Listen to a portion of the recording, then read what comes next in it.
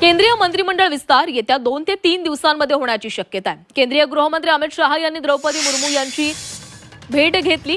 मंत्रिमंडळ विस्ताराबाबत चर्चा झाल्याची जोरदार चर्चा आहे। माजी आरबीआय गव्हर्नर शशिकांत दास यांना कॅबिनेटमध्ये संधी मिळू शकते।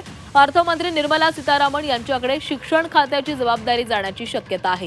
धर्मेंद्र प्रधान आणि हरदीप सिंह पुरी यांचा पत्ता कट होण्याची चर्चा आहे, तर अनुराग ठाकूर यांचे मंत्रिमंडळामध्ये पुनरागमन होऊ शकते।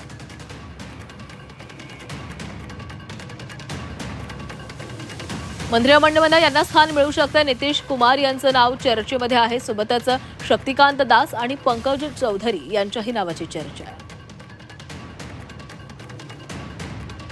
राघव चड्डा, तरुण चुघ यांच्या नावाची चर्चा केली जाते। अरुण गोविल यांनाही संधी मिळू शकते। धर्मेंद्र प्रधान, हरदीप सिंग पुरी आणि मुरलीधर मोहोळ यांना डच्चू मिळू शकतो अशी शक्यता आहे।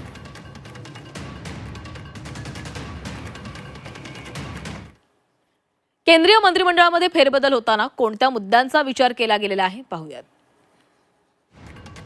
आगामी काळामध्ये उत्तर प्रदेश, गुजरात, पंजाब, कर्नाटक, गोवा, उत्तराखंड, हिमाचल प्रदेश आणि मणिपूरमध्ये निवडणुका आहेत। 8 राज्यांमधील निवडणुकांच्या दृष्टीने आवश्यक मोर्चे बांधणी केली जाते। आगामी राष्ट्रपती पदाच्या निवडणुकीसाठी आवश्यक एनडीए घटक पक्षांची मदत घेत आहे। पहिल्या 2 वर्षातील मंत्र्यांच्या कामांचं रिपोर्ट कार्ड बनवलं जाणार आहे। अकार्यक्षम मंत्र्यांना घरचा रस्ता दाखवला जाईल।